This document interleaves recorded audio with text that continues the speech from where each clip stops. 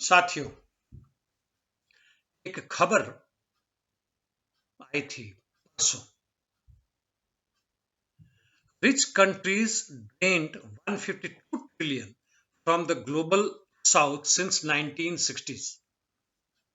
यानी धनी देशों ने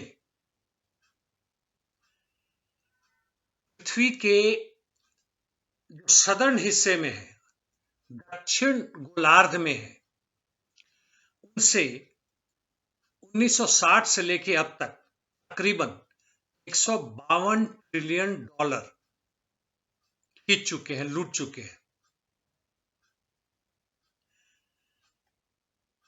इस खबर के पीछे दो तीन इकोनॉमिस्ट हैं।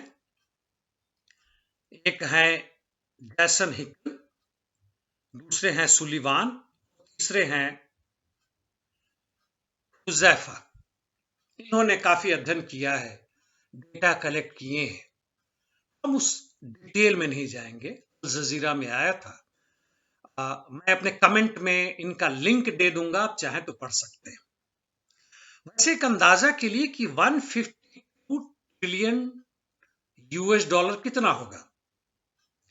1 ट्रिलियन 1 लाख करोड़ है, या 152 लाख करोड़ हो गया। 70 से भाग दे दीजिए, माफ कीजिएगा, गुना कर दीजिए, आपको भारतीय रुपए में इसका अंदाजा मिल जाएगा। खरब ही नहीं, खरबों में जाएगा।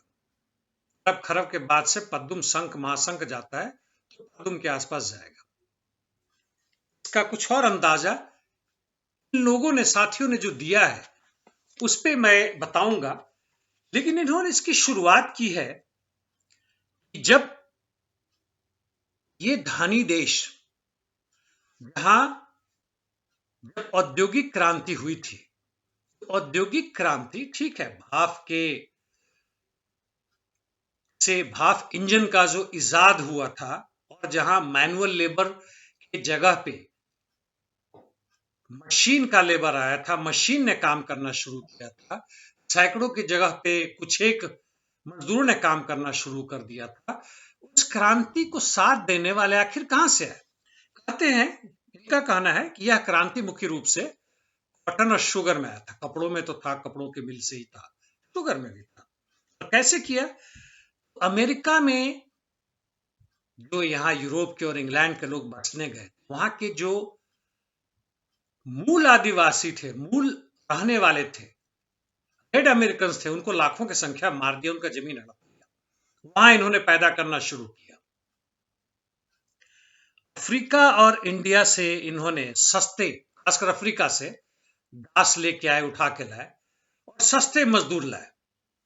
और हमारे यहां से, बाकी सब देशों से तो धान इन्होंने लूटा, उससे इन्होंने अपने इंडस्ट्री के जो बाहरी जरूरी वातावरण थे वो सब बनाए। यानी लूट से बना, आदिम लूट, शुरुआती दौर का लूट। और जब इंपेरियलिस्ट पावर 1950 के आसपास, कुछ पहले कुछ बाद में, इन्होंने कई देशों को आजाद कर दिया, सेकेंड वर्ल्ड वॉर के बाद से शुरू हुआ। उसके बाद से ये कहते हैं कि इनकी सैनिक चली गई, इनका झंडा चला गया, लेकिन जो लूट का रास्ता था वह जारी रहा, अप्रत्यक्ष रूप से। जी हाँ, हम लोग इसको न्यू इंपेरियलिज्म कहते हैं। न्यू इंपेरियलिज्म के पहले भी जो इन्होंने लूटा हर जगह से, उसके बदले में क्या मिला? भारी संख्या में हत्याएं हुई, जेनोसाइड हुआ, हमसे जमीन और हमारे बाकी सब चीजें छीन ली गई थी, भूखमरी हुआ, भयानक गरीबी छाई। और उदाहरण के लिए यदि बंगाल फेमिन को हम लें, 1940 के आसपास हुआ था, 20 से 30 लाख लोग मर गए, अनाज की कमी से नहीं, साम्राज्यवादी नीतियों के कारण। चलिए, हो गया वो तो। इसके बाद से कहते हैं आज की जो परिस्थिति है उसमें आखिर कैसे लूटते हैं, ये कुछ कारण बताते हैं, आप भी सोचिएगा, डिटेल में नहीं जाऊंगा। तो कहते हैं वेजेस, वहां के मजदूरों को, यानी धनी देशों को मजदूरों को जो मिलता है उसका हमें एक 5वां हिस्सा मिलता है।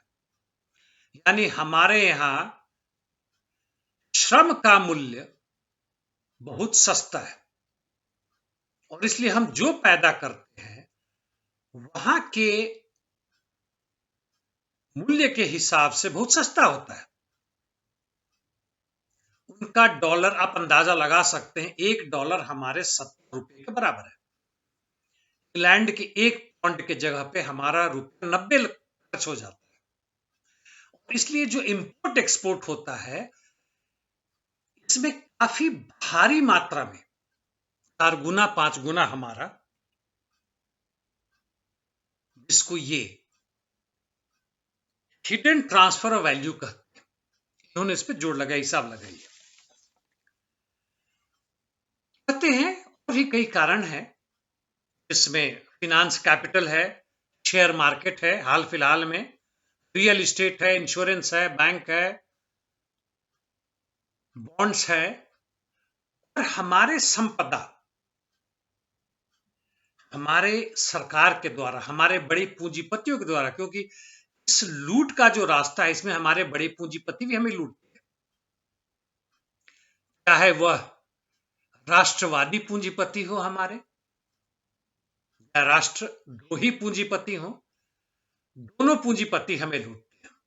राष्ट्रवादी पूंजीपति होंगे तो वो हमें ज्यादा लूटते हैं, विदेशी पूंजी से लूट से हमें बचाते हैं, कहते भाई ये हमारा देश है, हम ही लूटेंगे, आप किनके साथ हैं या नहीं है ये आप पे मैं छोड़ता हूं। ये लेखक, ये शोधक कहते हैं यह जो ड्रेन है जो 1960 से शुरू हुआ था पूरे अफ्रीका, एशिया, लैटिन अमेरिका से, 1980-90 के बाद से इसमें जबरदस्त बढ़ोतरी आई और तकरीबन 2.2 ट्रिलियन प्रति साल होने लगा।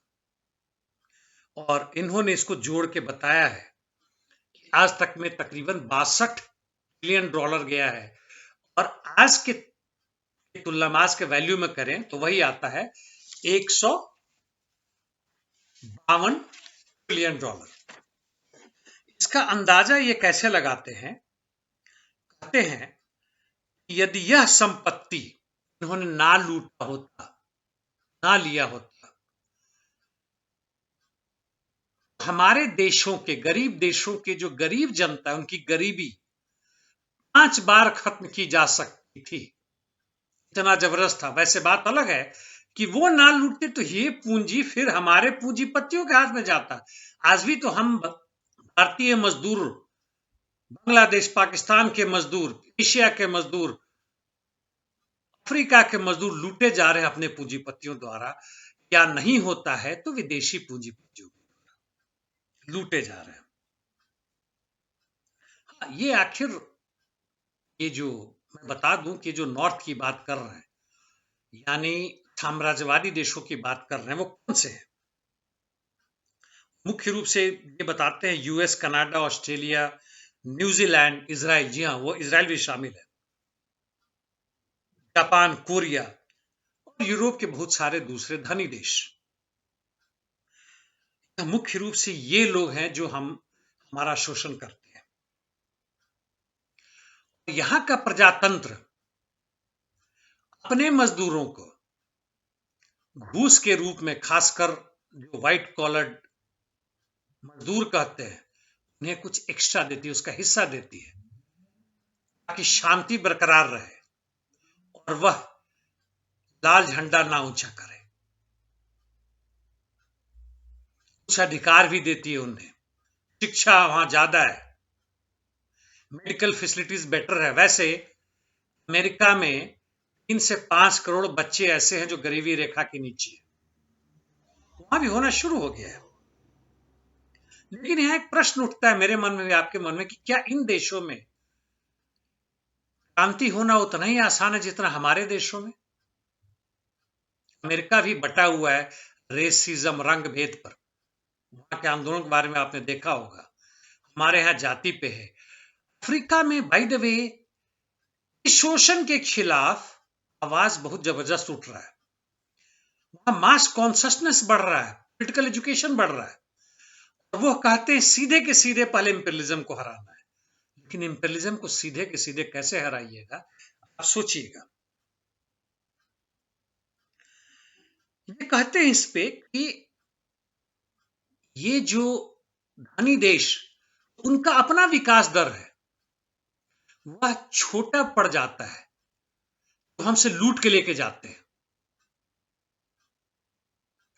यानी हमारा जो विकास दर होना चाहिए था वह सीधे सीधे कट के उनके विकास दर में शामिल हो रहा है।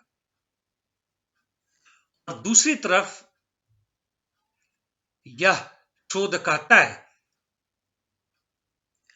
कि ये विकासशील देश, हम विकसित देश, ये विकसित देश हम विकासशील या गरीब देशों को एड देते हैं, मदद देते हैं, हेल्प देते हैं, और जो लूट के लेके जाते हैं उसका एक छोटा हिस्सा है। इसका अंदाजा ऐसे लगा सकते हैं, क्या कहते हैं कि जो हमारा लूट के जाते हैं, जो हमारा लॉस है, वह एड यदि $1 है तो उसके तुलना में हमारा लॉस $14 है। जी हाँ, जो हमारे देशों के जो सरकार भाग्य इनके पास जाती है, मदद करो, यदि इन्हें $100 मिलता है तो बदले में वह $1400 हमसे लेके जाते हैं। और हम मूर्ख, महामूर्ख लोग तालियां बजाते हैं कि क्या बात है, अमेरिका, कनाडा, इंग्लैंड हमें मदद कर रहा है। माल है यार। अंत में चलते चलते यह भी कहते हैं, world bank, IMF, world trade, जितने भी हैं, उसके अधिकांश निर्णय यही लोग लेते हैं। उसमें पेटेंट भी इनका है, 97% इनका है, कोई बराबरी ही नहीं है। इस नॉर्थ साउथ में, रिच एंड पुअर कंट्रीज में, इंपेरियलिस्ट कंट्रीज एंड अस में, हमारे में कोई तुलना नहीं है दोस्तों, साथियों, कोई तुलना नहीं है।